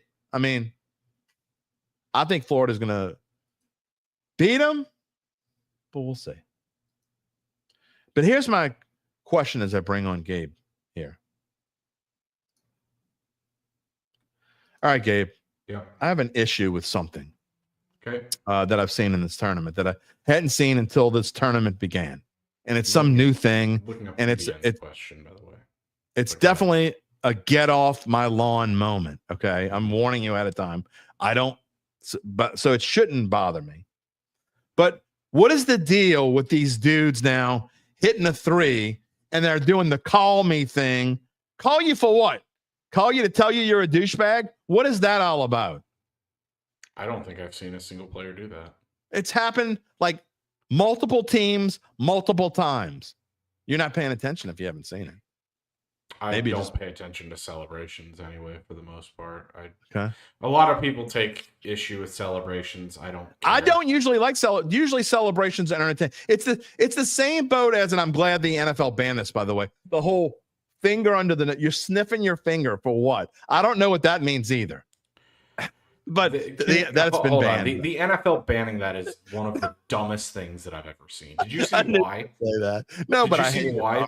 I don't care why. I hate it. I think it's stupid. They are banning it because it's, quote, too violent. Sniffing your finger? It's too violent while they allow women beaters to still play the game regularly. That's all I don't get it. I don't get it either. Anyway, to answer UBN's question, to answer your question, I don't know. I've not seen him do it. I think it's just another trend. Same with remember when people used to, I can't do it with headphones on, but remember when people used to flip their hands, roll them like that, and do the 3s, yeah, or John Wall, whatever. Remember the John Wall, bad. All those just all those screenshot of that. Yeah. I don't know. It probably shouldn't bother me. Like, okay, this bothers Charles. This doesn't bother me. I mean, Steph Curry's the greatest. Steph Curry's the greatest 3-point shooter of all time, and he should have his own thing and mimics falling asleep. I actually like that. That doesn't bother me at all. But for some reason, maybe because it's new. When it's call me. Call you for what? What am I going to call you because you made a 3-pointer? Big effing deal. Big whoop. Make sure you UBN. No, it has never happened before. Well, I mean, it's only happened once in the men. So you just got to look at. Yeah, it didn't happen in the women's in 2008. LSU and Stanford were 2 seeds in the Final Four in 2008 in the women's. There you go. LSU did not win that year. I'm guessing UConn won in 2008. I would assume so. It's a safe assumption given 2008 they've had recently. NCAA women's basketball. But the one other thing I wanted to talk about was with Kim Mulkey. No, it was Tennessee. That quote. Okay. The one thing that I didn't have a problem with Kim Mulkey's quote. A lot of people were bagging on her for it because she kind of matched the reporter's energy. The reporter, so the exchange went like this. The reporter said, "You guys have now lost in the Elite Eight in the last 2 years," and she kind of stopped them and she was like, "Is that good or is that terrible?" And he's like, "Well, that's terrible." And she goes, "Okay, well, how many Final Fours have you played in?" You know, and she. All right, well, I feel differently about it now. If you look at the clip, she's smiling before the question. She's smiling after her response. She's a very stoic person some of the time. So it comes across as... She's still an a-hole, though. Yeah, but a lot of great coaches are. That's true. I mean... We just talked about Sean Payton earlier. Yeah, if you don't like Kim Mulkey for some of her stances, I completely get that. But I have no problem with what she said. Yeah. All right, well, stick around. Hold on. Don't go anywhere yet. We told you earlier... We will let you know more about how Evangeline Securities can help you figure out what your family-run or privately held business might be worth, whether it's time to sell. How do they do it? Well, after their complimentary valuation of your company, they don't run around, call me. No. They want you to go to their website. I'm going to tell you what it is in a second. Native New Orleans, Nick Braden, Ron emailed, and the folks at Evangeline will begin an extensive auction process from among established private equity funds from around the world. Now, maximize the return for the founder and his or her family. Evangeline Securities is the top producer on that platform. There are very few companies like them in this area, none with their dedication and success. They are fully licensed, ready to serve you, so get in touch with Dick and Ron about what's really important, and it ain't how many times the LSU women have made the Elite Eight and then lost. What's really important? The rest of your life. Don't call them. You can find them at www.evangelinesecurities.com, although I guess you could call them. But I don't know what their number is. They asked me to give you their website, so here we are. All right, moving on. Man versus machine. Machine sucks. Man sucks. Machine's horrible. Machine. Our new segment here, in case you haven't watched the program in a little bit, we started a new segment last Monday. Well, we really started it the Friday before, but we had some screw-ups, so we started for real last Monday. And when we say man versus machine, I go to AI and ask it a simple question. What is your sports bet of the day? And then it proceeds to spit out some spewage. And I send it to Gabe Henderson. And then he decides he's either with the machine or against the machine. So far this year, he's been with the machine twice. That's bad for him. But even worse, the machine has lost all 3. We're going to try to break that trend here this morning on Monday. The machine's Monday pick is Royals at Brewers over 8.5 runs. And the reasoning, Gabe Henderson, according to AI, is... Freddie Peralta on the mound? Oh, he needs some rest. So no. Smart ass. The reasoning is solid, according to AI. Both starting pitchers. By the way, I didn't even look up. If I'm going to say both starting pitchers, I should at least say who the damn starting pitchers are. So, again, I don't know how many. This got to be the record for how many things I've looked up on one show. 100%. This has got to be the 4th or 5th. Elvin Rodriguez for the Brewers. Chris Bubeck for the Kansas City Royals. This seems way too good to be true. No wonder why. Anyway, the reasoning here is solid. Both starting pitchers expected to be transitioning from relief roles last year, struggled in spring training, and may not go deep into the game. This could lead to bullpen usage early, and neither team's relief corps inspires much confidence based on recent performances. The Royals and Brewers both have lineups capable of putting runs on the board, especially in a hitter-friendly environment like Milwaukee. Weather forecast for March 31 in Milwaukee. They play in a dome, you moron. Never mind. So, anyway, what say you? Are you with the machine? Are you against the machine? Rolls at Brewers over 8.5 runs. I have no trends to support this. Actually, I have one, and it's the machine is 0-3. I have no analysis, but what I do know is that my gut instinct was to go under, because if you gave me an over-under of 8.5 runs in every baseball game, I would take the under at a 100% clip. Okay. That is a lot of runs. Usually an over-under in baseball. If it's two really good pitchers, it's usually 5.5 or 6.5. If it's two average pitchers, it's somewhere in the neighborhood of 7.5. And it's rarely over that. 8.5 is a lot, which means it's got to be 5 to 4 in that neighborhood. And my inclination would be to bet against the machine. However, this, again, your pick is the official pick for man. I'm just a man, not the man. And a man says, I don't know, that's pretty sound logic. I can't believe I'm going to go with the 0-3 machine, but I think I'm going to go with the 0-3 machine. Again, your pick is official. So officially, we are betting against the machine tonight. We are saying Rolls at Brewers under 8.5 runs. Charles says over. This makes sense. I have a problem. There's certain numbers that I would not go over. Okay. And I wouldn't go 9 runs. I wouldn't bet on 9 runs in every baseball game. Over under 2.5 dumbass trade propositions we have for Cam Ward on Wednesday's show. Over. I'm going to go over as well. Speaking of that, we'll see you on Wednesday. Sounds good.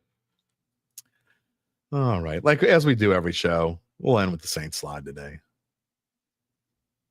Last chance to get in a comment. I know I always say we got 5 minutes left in the show and then we go 20 more minutes. I'm serious. We're going 5 minutes today. I did not expect the show to be. I really thought it would be an hour and a half tops. And I told Gabe, when you got these many things to talk about and you don't know if people are going to be interested, it might be a 45-minute show, might be in a 2.5-hour show, but I was leaning more towards 45 minutes. And it ended up being somewhere right in between. Look, we're going to have mock draft. There's only so many mock drafts you can look at. I just don't believe in anyone anymore. I don't even look at them hardly. I mean, if somebody's, I got to be honest. Sometimes I do fall for clickbait. If somebody like Mel Kiper says some dumbass, just ridiculous nonsense, like the Saints are picking Jackson Dart at 9. Okay, I'm going to click on it just because I want to see what else you have. That's dumb. You know, why not look at it? That I'll look at. But otherwise, mock drafts, there is never in the history of mock drafts, and there are probably, not according to AI, according to my own count, there have been 2.478 million mock drafts in the history of mock drafts. That's a rough count. Might be 2.79 million. I don't know, somewhere around there. You know how many of them have been right? 0. 0 have been right. No. Jay Tucker Rafferty says he agrees it would be way too much to go get Cam Ward. He's not a guaranteed superstar. By the way, you keep seeing me rubbing my eye today, and I just noticed it on the screen that it's actually looking pretty bad. It looks like my wife punched me because my daughter said that I'm better in math than she is. If you're listening early in the show, got like an infected eyelash or something. Things that can only happen to me. I didn't want to say anything about it earlier in the show because then you would have been staring at it the whole show. If you can't see it if you're listening to the podcast, it's not pink eye. Pink eye, your eye actually, the eye actually gets red. I've had pink eye many times. It's not pink eye. Charles Mangus, over under Saints wins 7 games next year. If you're asking me to answer right, this is not official. I don't give my official prediction until well after the draft. my official prediction on Saints over under I usually wait till August actually to give my official pick. But I think it's pretty safe to say, spoiler alert, that I'm going to go. Not only am I going to go over, I think it's going to be one of my top plays of the year. Over, because right now it's 6.5. You only got to win 7. UBN says, I'm going to be an easy reading poker tonight. His eyes twitching. Yeah. Jay Tucker, Rafferty, if healthy, over. I agree. I think, look, again, if they go and have if I give them a C- in the draft, I'll probably abstain. I don't see any chance that I'm not going to pick under 6.5. They're just too good to pick under 6.5. I mean, you talk about everything on the planet went wrong for them last year, and they still won 5 games. So, I mean, I'm telling you, other than a bomb being dropped in the Superdome, there's really nothing else worse that could have happened to the Saints last year. They still won 5 games. So you're telling me if it's even only half as bad as last year, they're not going to win 7 games? I think easy over. I think if they stay healthy, they're a 9-10. Look, we're going to get into the whole schedule thing. That's going to be part of what we're talking about. Saints, and I know 2 years ago, they had the easiest schedule in the NFL according to our formula here at Dattitude. Yes, we have our own formula. 2 years ago, according to our formula, the Saints had the easiest schedule in the NFL. They went 9-8. Last year, according to our formula, I think they were 30th. They were either 29th or 30th. And they only won 5. But again, everything going wrong. This year, I have not done the formula yet.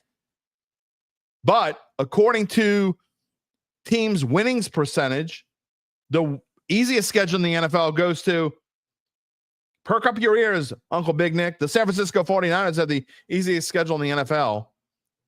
And I'm pretty sure second is the Saints. So right now, the Saints have the second easiest schedule in the NFL. I mean, does that equate to playoffs? Obviously not, because they haven't been to the playoffs since Sean Payton was here, since Drew Brees left. However,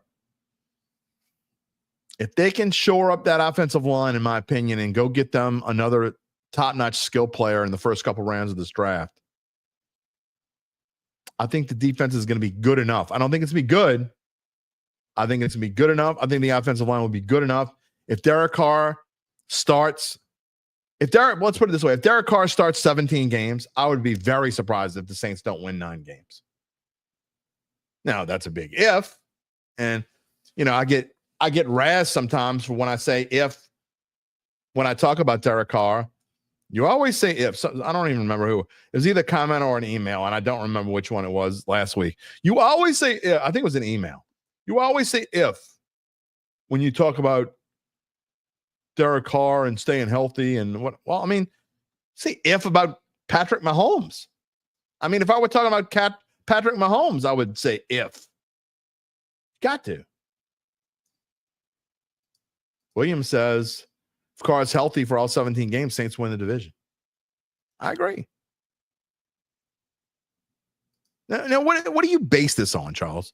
Start 17 games, maybe 10 and 12. What are you basing that on? Where do you come up with this? Just spewing nonsense. Derek Carr has been one of the most durable quarterbacks despite having horrendous offensive lines throughout his career, except for last year. Derek Carr has been one of the most durable quarterbacks in the NFL, period. Add to the record, Gabe. I'm looking up Derek Carr again. Live. He started in 2014, 16 out of 16, then 16 out of 16, then 15 out of 15, then 15 out of 15, then 16 out of 16, then 16 out of 16, then 16 out of 16, then 17. You see where this is going? He started, last year was the first time that he missed more than 2 games in a season. Actually, I take it back. Last year was the first time he missed more than 1 game in a season, except for 2022 when the Raiders were about to part ways for him and sat him for the last 3 games of the year. Raiders was in. No, he wasn't. You're making this up. He was always injured. He's never injured. I just told you. I just gave you receipts. I just gave you proof. You still don't want to believe it. He was never injured with the Raiders, ever. I mean, I'm not talking about his toe hurts and he's still playing. That doesn't count. I'm talking about missing games due to injury. I think before this year, due to injury, he missed like maybe 6 games in his entire 11-year career before this year. It's 6 or less, 6 or fewer. He only played 15 of 18 win. In 2022, that was because he got sat, not because he was hurt. Anyway. So I hate when we just say stuff like this. He's always injured. We always have to use hyperbole. Anyway, we'll talk about this. It's going to be part of the whole me asking Fletcher about the whole, what is the media? I mean, the media is jumping on the bandwagon now, hating Derek Carr. I'm just getting tired of having to back up Derek Carr. It's like, because I don't love Derek Carr. Anybody who's watched the show you watched me 2 years ago, I made fun of him all the time. Why did I make fun of him? Because of the stupid crap that he said. I still joke about keeping it positive, brother. That's stupid. The way he acted in some games and pouted off the field. I don't like that stuff. I never liked any of that. There are lots of things about Derek Carr I don't like. There are lots of things about Derek Carr going that I wish he would change, and I wish he would have made himself more available in this offseason. Now, come to find out, there were reasons why he didn't make himself available, but I wish he would go out of his way to try to make his image a little bit better with Saints fans, because I think he could help himself. Now, there are some people that aren't going to give him a chance no matter what. It is what it is. So there are lots of things about Derek Carr I don't like. But that being said, I think he gets way too much grief, and the people that hate him, they just want to blow this team up because they don't like where this team is, and they think that blowing this team up is going to lead to better things. Blowing stuff up doesn't lead to better things all the time. In fact, if you go through the history of time in the National Football League, I bet it's not even 50-50. So while I don't like necessarily at times taking up for Derek Carr, even though y'all think I'm a Derek Carr lover, I'm going to tell you the way that I think that it is. And the way that I think that it is he's got a bum rap way more than he's deserved. Sometimes he deserves a bum rap. Again, all those things he did 2 years ago and acting like a baby and, whatever, blowing off Eric McCoy and whatever he did, it is what it is. I don't like that either. David +1#. He's had way too many new OCs and head coaches in his career to really establish himself. His talent is not high enough to survive all the changes. I don't necessarily disagree with that. But at the same time, I think that he gets way too much grief for his talent level. Now, I know, and again, we got to go because we're going to start fresh on Wednesday. But you go by his stats, I read them to you. How many players have thrown 42,000 yards in their career? Ain't many. I mean, when all is said and done, when he decides to hang up his cleats, barring something silly, he's going to throw for more than 50,000 yards in his career. Pretty good. I mean, it ain't Drew Brees good. It ain't Tom Brady good. It ain't even Phillip Rivers good. But it's in what it would be in the top. Let's see how many. I'm just getting silly.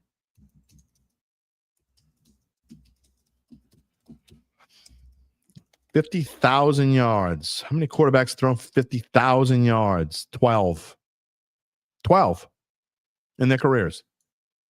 Tom Brady, Drew Brees, Peyton Manning, Brett Favre, Ben Roethlisberger, Phillip Rivers, Eli Manning, Matt Ryan, Dan Marino, Matthew Stafford, John Elway, and Aaron Rodgers. And the first thing y'all are going to say is, because I know how to read a room, well, he's not as good as any of them. Why not? If he throws for 50,000 yards and join the 50,000 yard club, it is what it is. Probably lots of people in San Diego and LA don't love Phillip Rivers. It is what it is. Giants sure miss Eli Manning, don't they? Anyway, he's still got quite a few years left. Probably not here. Probably this year and maybe next year, and then he's going to go somewhere else, and he'll finish his career someone else. So he'll finish career somewhere else. Who knows? He might finish with 60,000 yards. Sean says he would say, I'm the number one sports media Derek Carr supporter. I tell you what, Sean, I would go over to Las Vegas. Las Vegas, maybe they're going to get themselves a quarterback, or they got, what's his name from Seattle? So they won't go out and get a quarterback in the draft, probably. Although I wouldn't put it past Pete Carroll to go draft Shedeur Sanders, even though they have a quarterback. Just saying, for the last 2 years, we have had, it's probably happened a dozen times where we have had Raiders fans come and comment on this show and say, I wish we had Derek Carr back in some way, shape, or form. Last comment of the day. Kyle Sherman says if he played with Brady's O-line and defense, he may have won a Super Bowl. Maybe.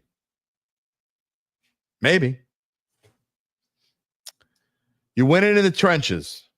How many times have we had Mike Detillier on the show, and if you don't have a center, you ain't got nothing. Saints got a center, but the rest of that O-line has kind of stunk for a couple years now, huh?